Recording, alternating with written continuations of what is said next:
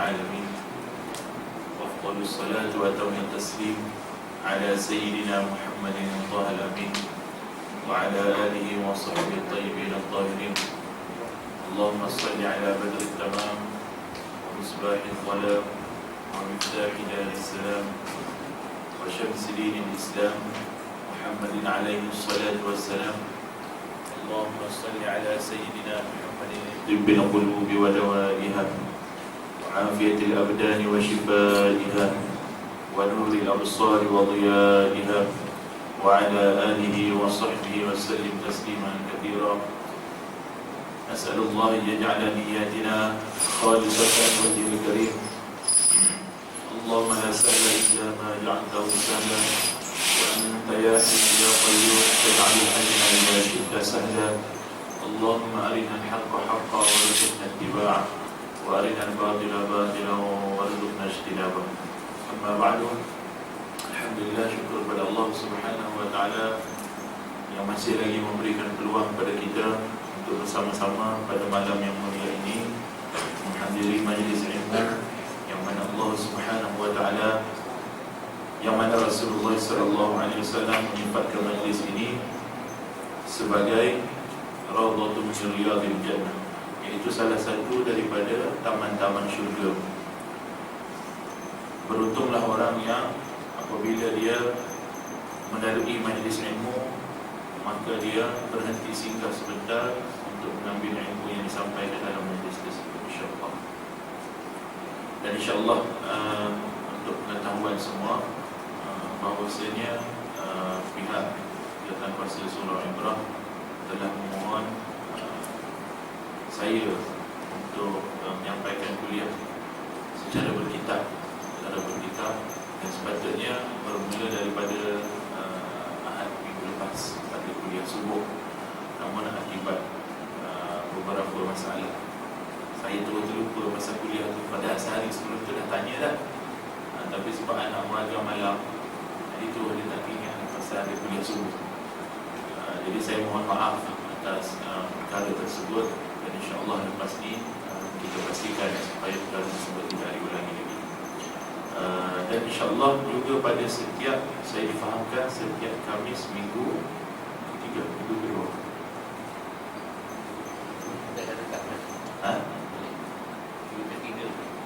Saya tak pasti lagi. Saya mesej dengan siapa nama? Khalid. Dengan Cik Khalid, bahawa dia letakkan saat saya cek.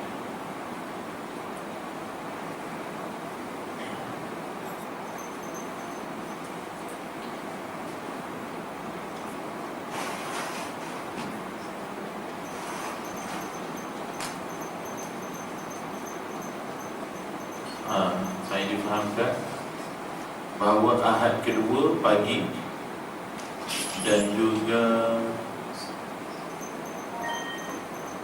setiap Mac akan diejaz, mulai Mac diejaz setiap Khamis pertama kuliah maghrib, dan Ahad kedua kuliah subuh, insya-Allah. So alhamdulillah, masa yang diminta tu saya ada kekosongan buat masa ni. So saya mencadangkan kembali supaya pada setiap Khamis malam kita buat kuliah dalam bab akidah dan tauhid. Kemudian dalam kuliah subuh pada setiap Ahad minggu kedua kita buat dalam bab tasawuf. Boleh? Tasawuf yang berkaitan juga. Ya. Boleh, insya-Allah. Baik, untuk kuliah ni kita akan menggunakan sebuah kitab yang mana kitab ni asal daripada kitab bahasa Arab dan kemudian beberapa individu dalam grup menterjemah ni, termasuklah saya diberi peluang untuk bersama-sama menterjemah kitab ni. Iaitu sebuah kitab yang ringkas, yang merangkumi ilmu agama yang daruri, iaitu ilmu agama yang wajib kita belajar, yang wajib atas setiap mukallaf untuk mempelajari ilmu tersebut. Maka kitab ni dalam bahasa Arab dan terjemahannya mengambil masa yang begitu lama, iaitu hampir 4 tahun terjemahan dia. Sebab apa? Sebab kalimah-kalimah yang digunakan apabila kita terjemah, dia memerlukan kepada terjemahan yang menepati makna dalam bahasa Melayu. Kadang-kadang dia membawa double meaning, kadang-kadang dia membawa makna yang sukar difahami oleh pendengar. Maka memakan masa sehingga berulang-ulang kali dicetak. Dulu dia versi macam ni. Dulu dia versi macam ni ya. Maknanya selagi belum final, maka akan diterjemahkan. Jadi dalam versi ni banyaklah, bila setiap kali jumpa pembetulan dalam pembacaan kitab, kita tanda, lepas tu kita ubah balik sehinggalah kepada final edition untuk kitab ni. Maka kitab ni dinamakan sebagai kitab Mukhtasar Abdillah Al-Harari Al-Kafil Bi'ilmiddin Al-Daruri. Ulama kata sebelum kita menyaji kitab, kita kenal dulu nama kitab dan juga pengarang kitab, barulah kita kenal dan cerita apakah yang terkandung dalam kitab Mukhtasar Abdillah Al-Harari Al-Kafil Bi'ilmiddin Al-Daruri. Baik, kitab ni dia merupakan sebuah kitab yang sangat ringkas. Kalau biasa tengok kitab pondok, biasa mengaji kitab pondok, berapa nipis kitab pondok? Nipis kan? Kalau pergi dekat pustaka dekat jalan dekat kawasan Masjid India tu, kitab-kitab pondok ni nipis-nipis je. Harga pun RM1.07, RM2, RM2.50, berbanding dengan buku Mastika sekarang RM5. RM5 kot. Berbanding dengan majalah hiburan macam Manga ke apa lagi, URTV tak ada dekat zaman saya tu ada. Apa dia? Ayalah, jenis-jenis tu lah. Majalah-majalah yang tak berfaedah, tapi harganya mahal, tapi orang beli pasal dia majalah hiburan. Tapi kitab agama ni kurang orang beli. Kadang-kadang berkira-kira pula dia nak beli kitab agama. Jadi apa yang saya nak sampaikan, buku ni sebenarnya dia nipis. Dia nipis je. Ni asal dia. Ni asal yang saya talaki kitab ni pada tahun 2006. Ni kitab. Dia nipis sangat nipis. Kemudian apabila kita dah terjemah, maka dia ada side bahasa Arab, dia ada side bahasa Melayu. Itu membuatkan ia bertambah tebal, sehingga menjadi ketebalannya seperti ini. Dan kitab ni telah diberi dalam kitab ni, saya tak boleh nak tunjuk soal-soal, iaitu ada pengiktirafan daripada beberapa alim ulama, terutamanya daripada ulama Azhar, daripada Universiti Al-Azhar. Begitu juga pengiktirafan daripada mantan mufti wilayah, iaitu Datuk Wan Zahidi Wan Teh. Begitu juga pengiktirafan daripada mufti Kedah, Datuk Syekh Badruddin. Begitu juga daripada mufti Pahang, Datuk Haji Abdul Rahman. Begitu juga daripada mufti Perak, Datuk Harusani. Begitu juga daripada Tuan Guru Aziz Hanafi. Begitu juga daripada mantan mufti Pulau Pinang, Datuk Seri Haji Hassan. Dan ramailah yang memberi pengiktirafan pada kitab ni, dan ianya sesuai untuk diajarkan kepada masyarakat umum. Jadi saya memilih untuk pengajian kitab ni, kita memilih kitab ni sebagai silibus pengajian. Dan insya-Allah lepas ni sama ada pengajian akidah dan juga tasawuf, dia akan menggunakan kitab yang sama. Dan untuk tempahan kitab, nak lagi siapa? Boleh? Baik, untuk tempahan kitab nanti boleh buat, tulis nama, dan insya-Allah boleh serahkan pada penanti insya-Allah. Boleh? Harga kitab ialah RM20, dan kitab ni dijual oleh daripada Pusat Pengajian Baitul Saadah Kota Damansara, diterjemahkan oleh tim penterjemah ustaz-ustaz daripada Baitul Saadah Kota Damansara, dan dana hasil jualan akan digunakan kembali untuk cetakan buku-buku agama seterusnya, dan juga digunakan untuk dipanggil apa, operasi Baitul Saadah, iaitu sebuah pondok moden yang mana di situ ramai pelajar-pelajar, sama ada muda, sama ada veteran, semua ada dekat Baitul Saadah tu. Baik, kitab ni ditulis oleh seorang ulama yang bernama Syekh Abdullah Al-Harari, yang mana dia ini merupakan seorang alim. Dia merupakan al-muhaddith, iaitu orang yang pakar dalam bidang hadis. Begitu juga beliau merupakan faqih, orang yang pakar dalam bidang fiqh. Syekh Abdullah Al-Harari dia mahir dalam 4 mazhab punya fiqh. Dan kitab Mukhtasar ni sendiri ini dalam Al-Kafil bi'ilmiddin Ad-Daruri ala mazhabil Imam Syafi'i, atas mazhab Imam Syafi'i. Kitab yang sama ada 3 version. Satu mazhab Syafi'i, satu mazhab Hanafi, satu mazhab Maliki. Yang kita belajar yang dalam mazhab Syafi'i. So apa yang akan kita belajar selepas ni hanya semata-mata dalam mazhab Syafi'i. Dan Syekh Abdullah Al-Harari rahimahullah, beliau juga merupakan seorang al-lughawi. Al-lughawi itu maknanya ialah seorang yang pakar dalam bidang bahasa Arab. Al-usuli ialah pakar dalam bidang usul fiqh. Az-zahid iaitu seorang yang sangat zuhud. Dan nama beliau ialah Abu Abdurrahman Abdullah bin Muhammad bin Yusuf bin Abdullah bin Jamil, yang berasal daripada Tanah Habsyah, iaitu suatu tempat di benua Afrika sana. Beliau seorang yang berkulit hitam. Beliau berketurunan Asy-Syaibi Al-Abdali Al-Qurashi. Al-Abdali Al-Qurashi iaitu daripada keturunan bangsa Quraisy, bangsa Arab Quraisy, dan bermazhab Al-Syafi'i. Walaupun beliau pakar dan mahir dalam mazhab yang 4, akan tetapi beliau lazim dengan mazhab Al-Imam Al-Syafi'i, dan beliau pernah menjadi mufti di Harar. Harar itu ialah satu wilayah di Ethiopia, di Habsyah. Syekh Abdullah Al-Harari dilahirkan pada sekitar tahun 1910 Masihi, dan telah dibesarkan dalam keluarga yang penuh dengan kasih sayang.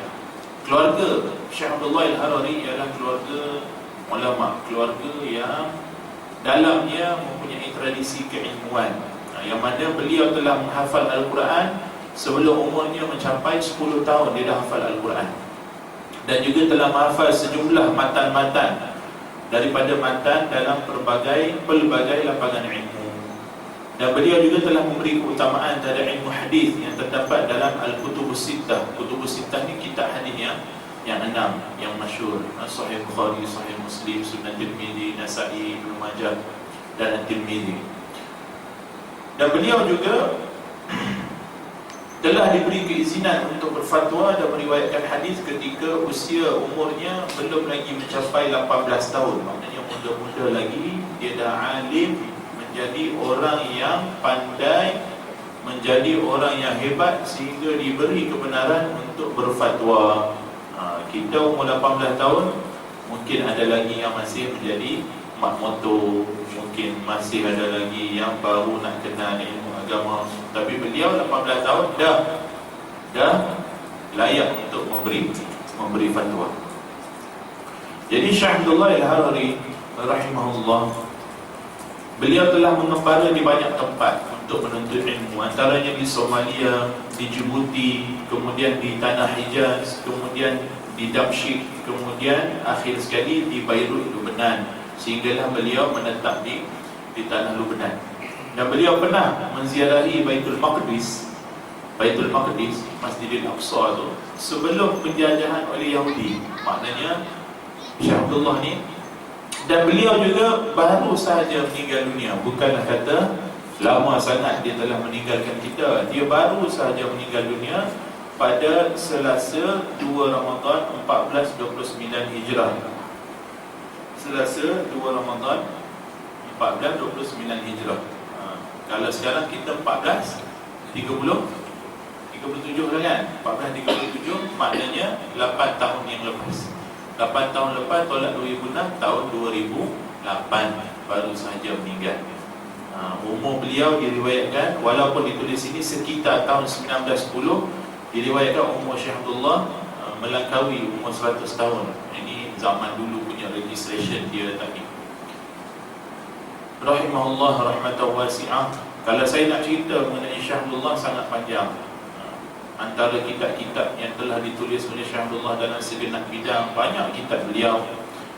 Akan tetapi Syekh Abdullah rahimahullah, disebabkan dia sayang kepada orang awam, dia sayang kepada umat pada zaman ini, maka beliau menjazamkan diri dia untuk sentiasa mengajarkan kepada manusia akan satu ilmu yang dinamakan sebagai ilmu yang daruri.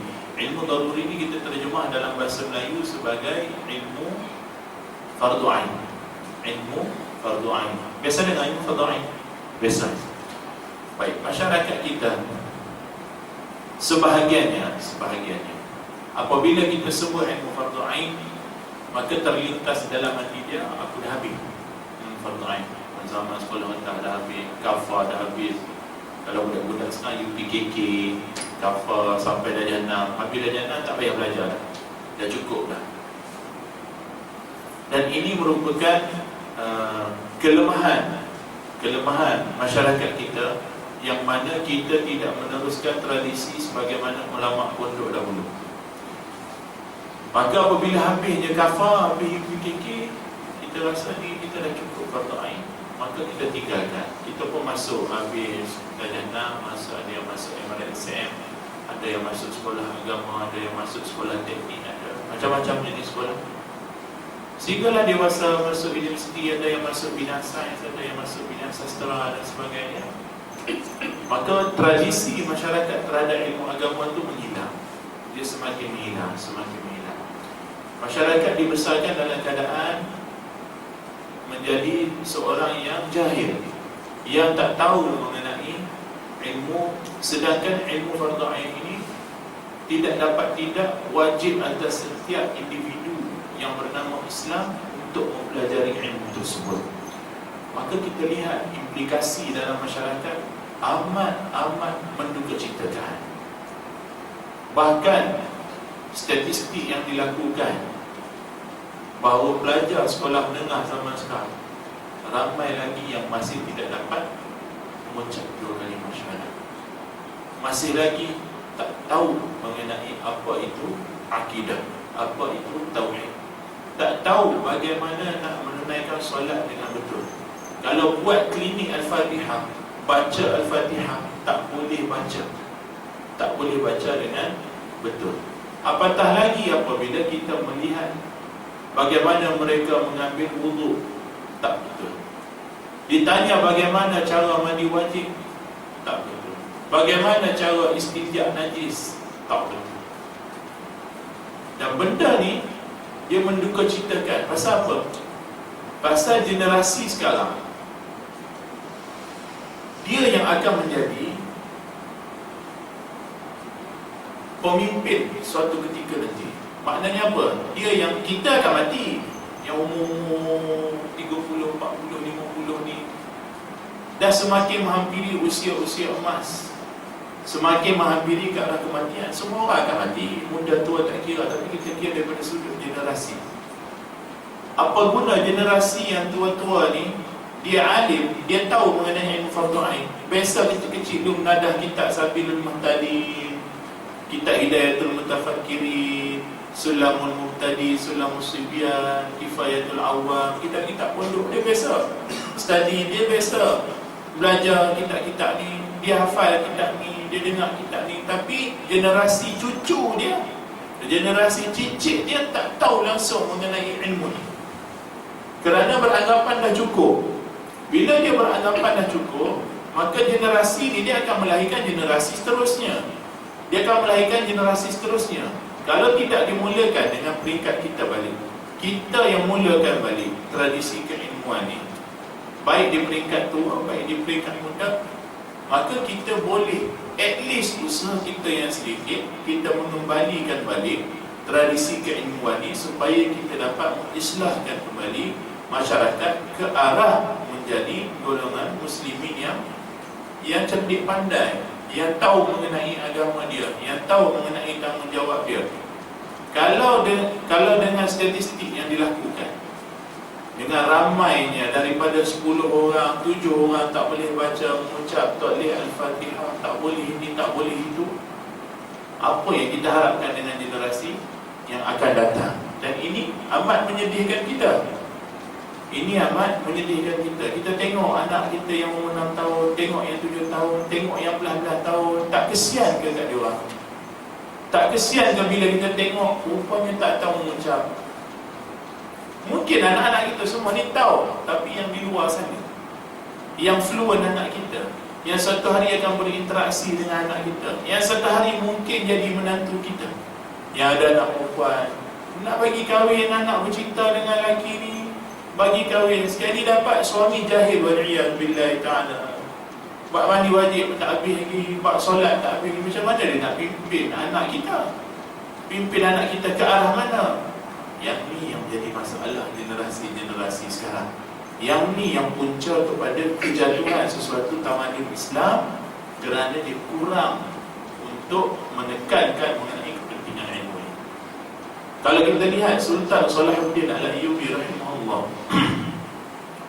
bagaimana beliau rahimahullah, dia boleh untuk melahirkan rakyat yang mana rakyat tersebut begitu baik sekali. Rakyat dia yang menjadi tentera dia boleh bersama-sama dengan Sultan Salahuddin Al-Ayyubi rahimahullah rahmatan wasi'ah, sehingga menjatuhkan kerajaan Syiah Fatimiyah di Mesir, dan akhirnya beliau telah membuka tanah Palestin, dapat kembali Palestin daripada tangan orang kufar kepada tangan Khalifah Islam zaman Sultan Salahuddin Al-Ayyubi rahimahullah. Bila ulama selidiki apa yang Sultan Salahuddin buat, yang pertama, dia hidupkan tradisi keilmuan, terutamanya ilmu akidah. Ini dapat dilihat apabila setiap kali sebelum azan subuh, maka Bilal akan membacakan Aqidatul Mursyidah. Bilal akan baca Aqidah Mursyidah, Aqidah Ahlussunnah wal Jamaah. Nanti kalau ada kelapangan, kita buat daurah dekat surau ni, khatamkan kitab Aqidah Mursyidah dalam masa 1 hari dengan sanad, insya-Allah. Lepas ni nak kenal Aqidah Sultan Salahuddin Ayyubi, dibaca bukannya sekali seminggu, bukan sekali sebulan, tiap-tiap hari. Bukannya satu masjid, bukan satu surau, semua masjid dibaca akidah tersebut, sehingga masyarakat hafal akidah, sehingga masyarakat tak ada yang jahil langsung mengenai akidah, mengenai Allah Subhanahu wa taala, mengenai Rasulullah sallallahu alaihi wasallam. Tak ada, semuanya menjadi orang yang tahu mengenai akidah dia. Akidahnya apa? Akidah ni jati diri orang Islam. Kalau akidah tak betul, tak dipanggil sebagai orang Islam. Nak dipanggil sebagai orang Islam, nak diklasifikasikan sebagai orang Islam, akidahnya kena akidah Islam, akidah yang dibawa oleh Rasulullah sallallahu alaihi wasallam. Dan bukan setakat tu sahaja, Sultan Salahuddin Al-Ayyubi, setiap kanak-kanak di peringkat rendah dan peringkat sekolah-sekolah ni diajarkan akidah salahiyah. Akidah salahiyah. Akidah salahiyah ni apa? Satu silibus yang mana ditulis oleh ulama, diberikan kepada Sultan Salahuddin Al-Ayyubi dalam bentuk syair yang ringkas. Budak-budak pada zaman Sultan Salahuddin Al-Ayyubi hafal akidah ni seawal umur kanak-kanak ni. Kita tahu ni zaman sekarang ni budak 6, budak 7 tahun agak-agak pandai hafal apa. Kita tengok anak-anak kita pandai hafal apa? Mau jadi hantu, mau jadi buaya. Nyanyi lagu tu. Lagi lagu apa yang famous? Sekarang ni Tak berapa tahu bagus jemaah surau ni. Tak tahu lagu famous-famous. Budak-budak zaman sekarang macam-macam jenis lagu dia dah hafal. Macam-macam jenis PM, perkataan, cerita semua dia hafal. Tapi bila tanya bab akidah, bila tanya bab ketuhanan, dia dah tak ingat. Bukan tak ingat, mak dia pun tak pernah ajar dia tak tahu rupanya. Dia tak pernah hafal pun sifat Allah, wujud, qidam, baqa', mukhalafatuhu lil hawadith. Kita dulu umur 6 tahun 7 tahun dah hafal dah sifat Allah Subhanahu wa ta'ala. Kita dulu dah hafal dah 10 malaikat dicipta Allah daripada cahaya, dah hafal dah. Jibril, Mikail, Israfil, Izrail, semua kita dah hafal. Kitab ada berapa? Ada 4, dah hafal. Nama Nabi ada 25 orang, kita dah hafal. Budak zaman sekarang, cuba tanya, cuba buat test, cuba buat ujian. Lalu dekat tepi jalan jumpa budak darjah tu, budak umur 7 tahun, darjah 1, darjah 2. Cuba tanya dekat dia. Cuba tanya dekat dia. Daripada situ kita buat penilaian. Bagaimana generasi kita? Apakah kita tidak akan dipertanggungjawabkan oleh Allah? Jangan kita mengambil mudah. Kerana apa? Kerana kullukum ra'i wa kullukum mas'ulun an ra'iyatihi. Kita merupakan pemimpin semuanya. Kalau kamu ada anak, kamu pemimpin dalam keluarga kamu. Kalau kamu bos, kamu pemimpin dalam jabatan kamu. Kalau kamu ketua kampung, kamu pemimpin dalam ketua kampung kamu. Kalau kamu nazir surau, nazir masjid, kamu pemimpin bagi surau kamu. Adakah kita tidak akan dipersoalkan? Jangan cakap macam itu. Di hari akhirat kita akan dipersoalkan. Allah Ta'ala berfirman, Yawma yafirrul mar'u min akhihi wa ummihi wa abihi wa sahibatihi wa banihi. Hari akhirat, iaitu hari yang mana seseorang itu dia lari daripada akhi, daripada adik-adik dia, saudara-saudara dia. Pasal apa? Pasal dia tak tunaikan hak. Waktu bagi harta warisan, waktu bagi harta faraid, dia tak bagi dengan betul. Waktu bagi tanah pusaka, dia tak bagi dengan betul. Adik-adik dia nak ikut yang sesat, Syiah, Wahabi, apa, Khawarij semua, dia tak kisah. Ikut hampa lah, dia buat tak kisah. Hari akhirat saling mendakwa. Cari abang sulung. Pasal apa abang sulung tak peringat dekat adik? Pasal kejahilan kami, pi ikut Syiah, pi ikut ayah pi ikut ajika, pi ikut Wahabi. Pasal apa abang sulung tak ingat? Abang sulung pun jahil juga, tak mengaji. Abang sulung lari daripada adik-adik. Wa ummihi wa abih, daripada ayahnya, daripada maknya. Lari kita semua daripada mak kita, daripada ayah kita. Kalau kat dunia ni tak jumpa mak, tak jumpa ayah, rindu. Tak jumpa adik-beradik, rindu. Hari akhirat tak nak jumpa dia orang. Pasal apa? Pasal kita ada hutang dengan dia orang. Pernah tampar mak, pernah tajam mak, pernah maki mak, pernah tinggi suara dengan mak, pernah sepak bapak, pernah tampar bapak, pernah hantar mak ayah dekat rumah orang tua, pernah tak bagi nafkah pada mereka. Biar mak bapak dalam keadaan macam tu, teruk dan sebagainya. Apa ingat tak kena soal? Kena soal di hari akhirat. Wa sahibatihi wa bani, dan dia lari daripada isteri dia, yang dia tidur sekatil, yang dia hidup bersama-sama 30-40 tahun, sehidup semati, kononnya sampai mati. Wa sahibatihi, dia tiap malam tidur sekali dengan bini. Akhir nanti di hari akhirat, dia lari daripada sahibah dia, daripada isteri-isteri dia.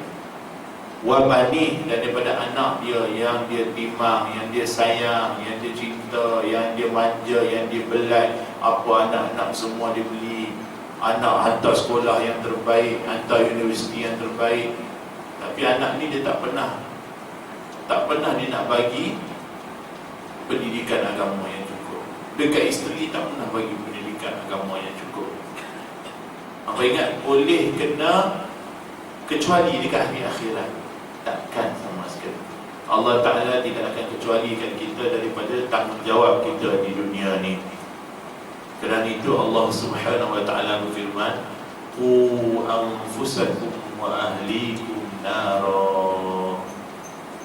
Peliharalah diri kamu dan juga ahli keluarga kamu daripada api neraka. Waquduhan nas wal hijarah, yang mana bahan bakaran api neraka itu adalah daripada manusia dan juga batu bata. Neraka ni azab dia, subhanallahil azim. Sama-sama kita doa daripada Allah supaya dijauhkan azab api neraka. Wa qina azabannar, dijauhkan daripada azab neraka. Allah Ta'ala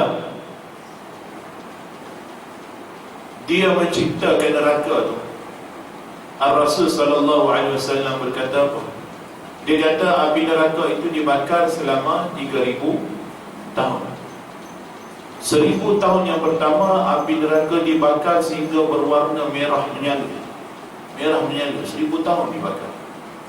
1000 tahun yang kedua dibakar lagi sehingga api neraka berwarna putih. Putih. Dan api ini dibakar lagi selama 1000 tahun sehingga ia berwarna hitam pekat, gelap gelita, lagi gelap daripada luar sana. Api itu jadi hitam. Jangan bayangkan api neraka warna merah macam api dunia ni. Kita kalau hitam, cuba orang campak kita tengah-tengah hutan dalam gelap, seksa. Tak panas pun, hitam saja. Tapi api neraka yang begitu panas, yang begitu hitam, begitu pekat, begitu seksa dalam dia.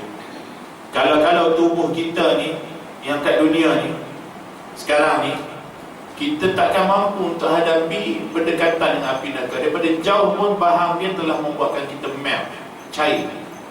Cair. Allah Ta'ala membesarkan punggung manusia tu, jisim manusia ni.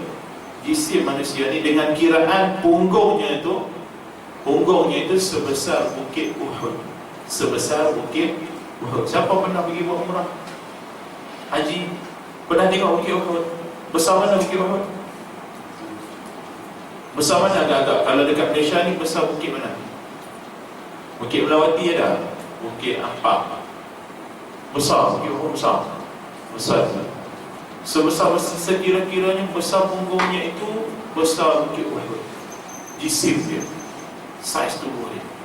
Kalau punggung besar bukit Uhud, maknanya saiz dia besar. Kenapa dibesarkan saiz? Supaya dia dapat menanggung siksaan api neraka, supaya tubuh dia boleh dimasukkan dalam api neraka dan diseksa oleh Allah Subhanahu Wa Taala. Kalau setakat dalam saiz yang biasa sekarang ni, takkan boleh untuk diazab. Belum dekat lagi dah cair, belum dekat lagi dah cair. Tapi dengan tubuh yang sebesar tadi tu, maka boleh diazab. Mampukah kita tanggung azab api neraka? 1 hari, 1 jam, 1 minit, 1 saat tu tak mampu. Azab api neraka. Kita minta, mohon daripada Allah jauhkan daripada azab api neraka. Maka ulama kata, bagaimana kita nak jauhkan diri daripada api neraka? Mestilah kita menjadi orang yang bertakwa. Bertakwa. Allah Ta'ala berfirman apa? Ittaqullaha haqqa tuqatih wa la tamutunna illa wa antum muslimun. Dekat Jumaat sebut. Esok hari Jumaat sebut juga. Tok Khatib sebut lagi. Takwalah kamu pada Allah dengan sebenar-benar takwa. Apa makna takwa? Takwa kata Imam Ghazali ialah adaul wajibat wajtinabul muharramat. Melaksanakan yang wajib, meninggalkan yang haram. Nak melaksanakan yang wajib, nak meninggalkan yang haram, mesti belajar. Tak boleh dia datang sendiri-sendiri. Saya tahu sendiri Ustaz, saya buka YouTube, saya belajar daripada YouTube je Ustaz. Saya buka Google, saya belajar kat Google je Ustaz. Saya beli buku dekat pustaka, saya baca je Ustaz. Kalau macam tu lah ambilnya ilmu agama. Ramai orang di luar sana yang boleh jadi doktor.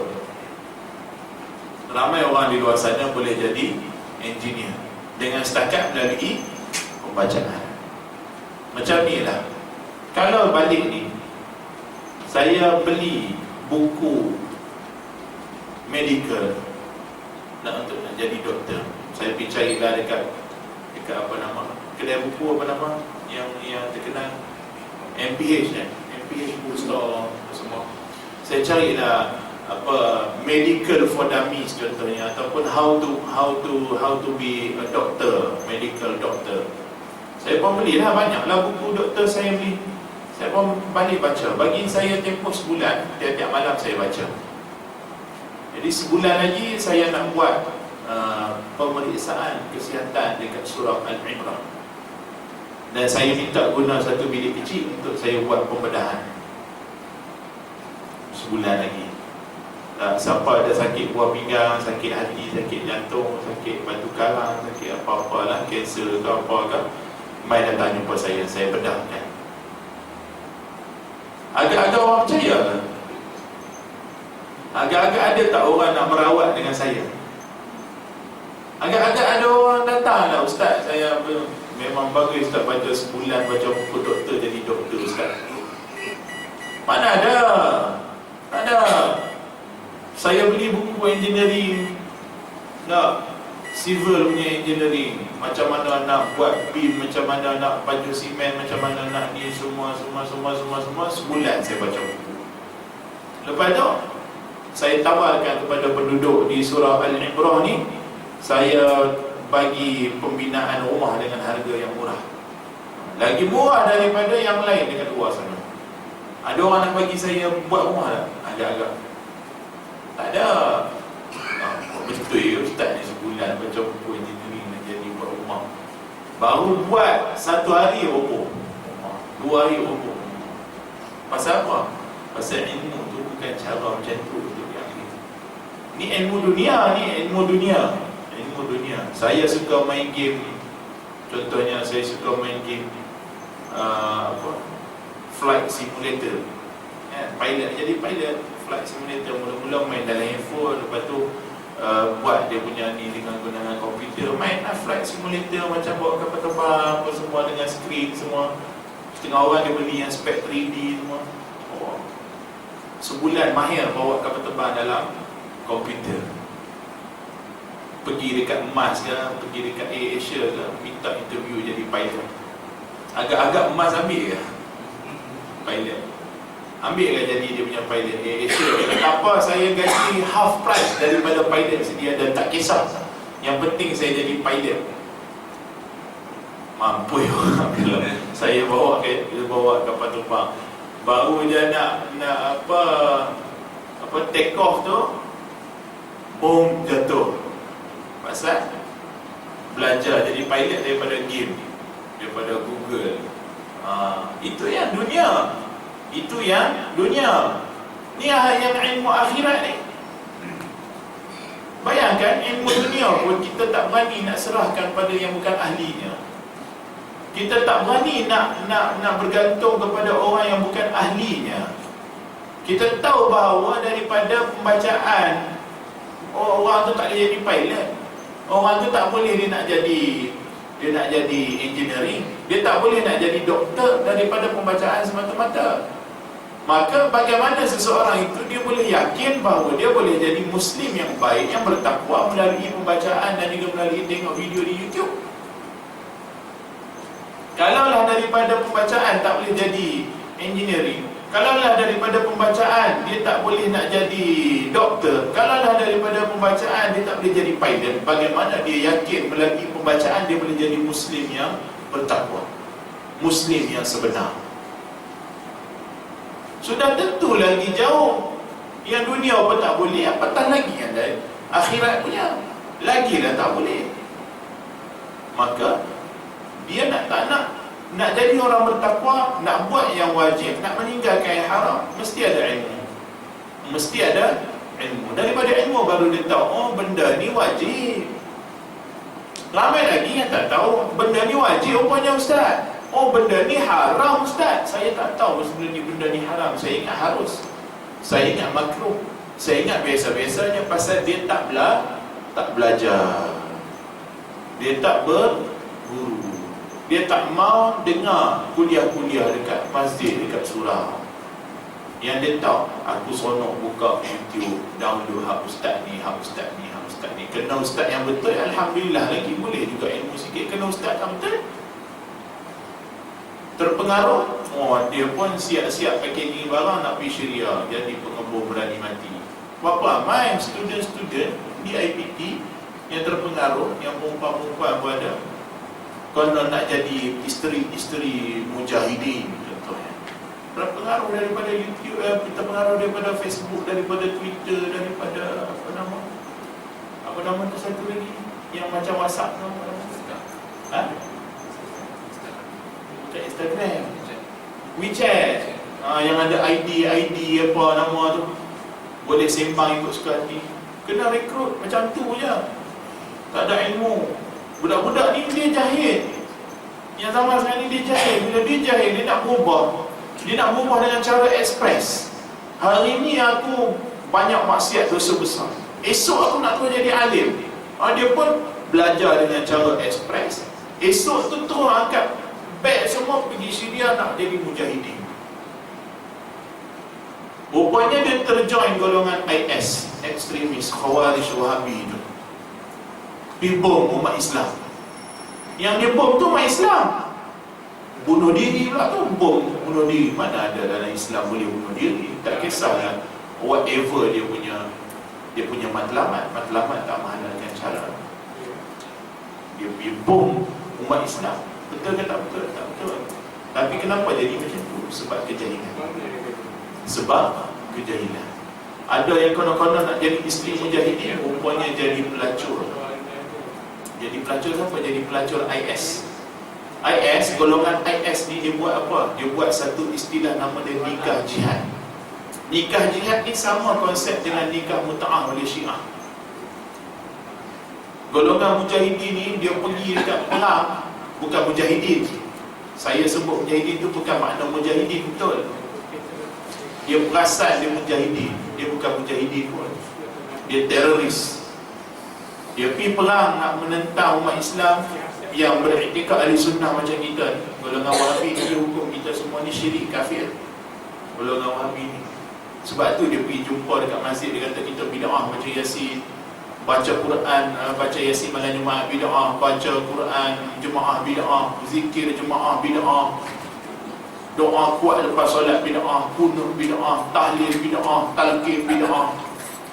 Semua bid'ah, semua sesat. Lama-lama dia kafirkan kita. Dia pun bunuh kita, halal darah. Itu yang berlaku dekat tanah Arab pun. Jadi pergi kat sana, dia orang pun sudah lama tak bersama dengan isteri ke apa semua, wallahu alam. Jadi dia orang pun fatwa golongan mujahidin ni gersam, memerlukan kepada seks. Maka buat apa? Panggil mana-mana perempuan yang sudi nak menyedekahkan diri dia supaya menjadi nikah jihad dengan mujahidin. Dia buat macam mana? Ni ada 10, konon-konon ada 10 mujahidin, konon-kononnya mai sini, yang CA mai sini, kita nikahkan dulu dengan perempuan. Nikah pergi masuk bilik, dia buat ni, habis bercerai tu. Itu cerai. Habis cerai tu, sambung yang nombor 2 pergi masuk dalam nikah pula. Lepas tu cerai, lepas tu masuk nombor 3, lepas tu cerai, masuk nombor 4. Sama lah macam nikah untuk Syiah, nikah kontrak, sekadar nak dapat benda tu. Jadilah ada, bukan tak ada, rakyat Malaysia ada perempuan yang jadi macam ni, jadi pelacur atas nama nikah jihad, waliyadzubillahi ta'ala. Ada. Sebab apa? Sebab kejahilan. Sebab tu kita kena betulkan diri kita, kena betulkan generasi kita daripada kejahilan-kejahilan macam ni, yang mana kita akan dapat tahu benda tersebut melalui ilmu. Itu yang akan kita sampaikan sedikit demi sedikit, bermula daripada asas Islam itu sendiri. Asas yang kuat akan melahirkan peribadi yang kuat. Akar yang kuat akan melahirkan pokok yang kuat. Pokok yang kuat akan melahirkan buah yang hebat-hebat, buah yang cantik-cantik, buah yang sedap-sedap. InsyaAllah. Barakallahu fikum wa ahsanallahu ilaikum wa jazakumullahu khairan. Ada soalan yang berkaitan? Ada soalan?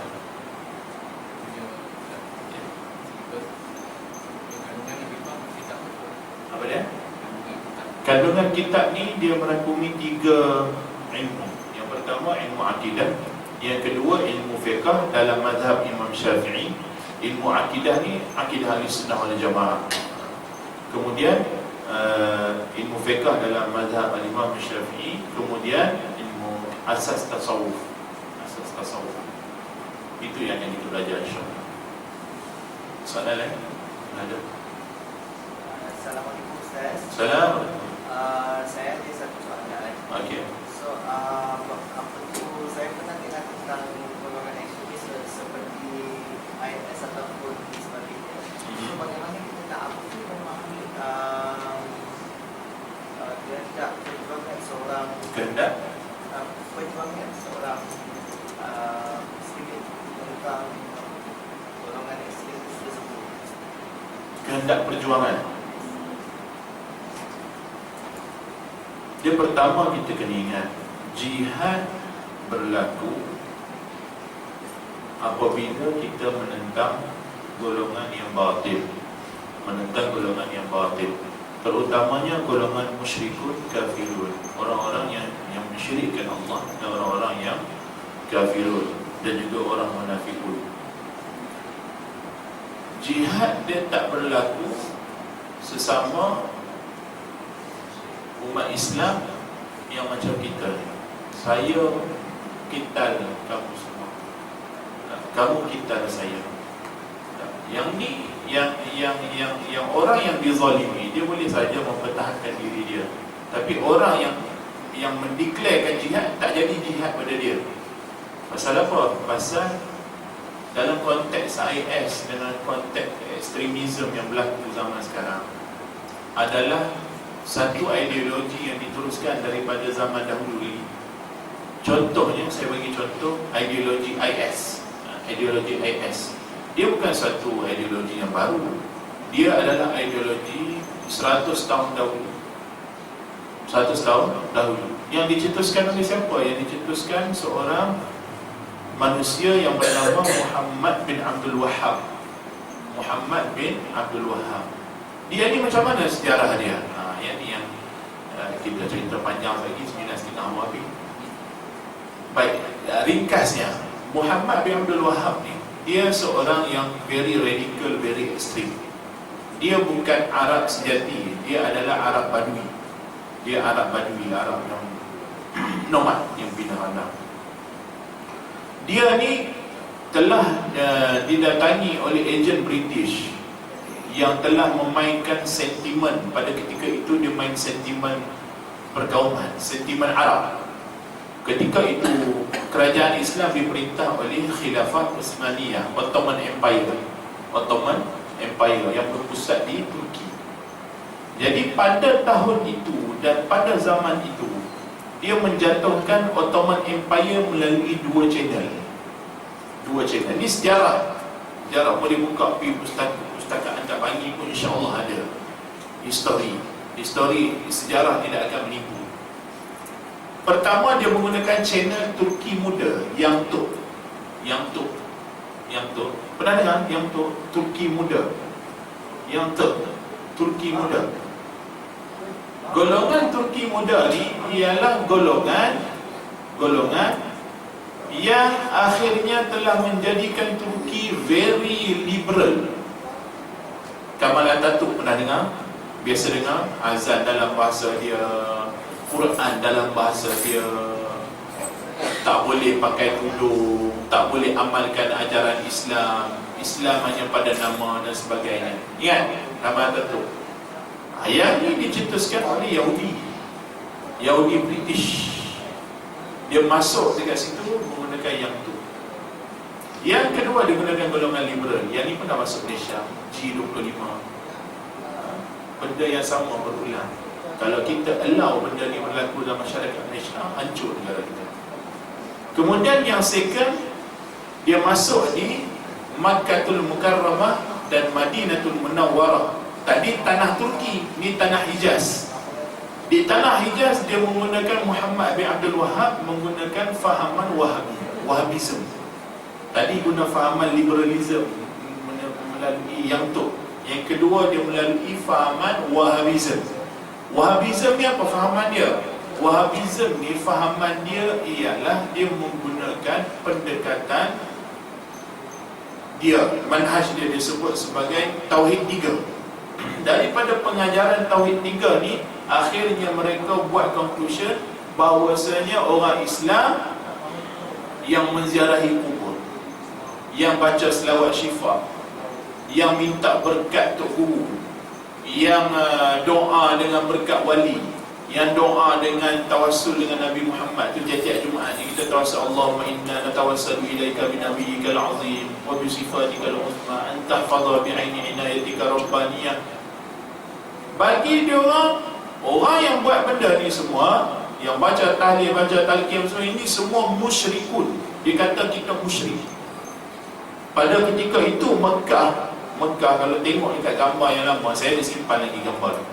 Setiap penjuru di Kaabah itu adalah setiap school of thought. Ada Hanafi, ada Maliki, ada Hambali, ada Syafi'i. Di 4 penjuru Kaabah. Dia orang ni, golongan radikal Wahabi ni, dia masuk dalam Mekah, masuk dalam Madinah, dia sembelih habis ulama. Antara ulama yang disembelih ialah Syekh Zawawi, iaitu Mufti Syafi'i di Makkahul Mukarramah. Dia sembelih ni. Dia bunuh perempuan, dia bunuh anak-anak, dia bunuh ni, dia rampas harta. Lalu dia ni berpakat dengan siapa? Dia berpakat dengan Bani Sa'ud. Dia berpakat dengan Bani Sa'ud. Ibnu Sa'ud dengan Ibnu Abdul Wahab, dia berpakat dengan ejen British. Dia 3 orang. Dalam internet ada, kalau tengok gambar dia, gambar sejarah. Dia ambil gambar lepas dapat tawan Makkah dan juga Madinatul Munawwarah pada ketika itu. Jadi dalam sejarah menceritakan beratus ribu umat Islam dibunuh pada ketika itu, sehingga pengajian di pondok semua telah dihapuskan.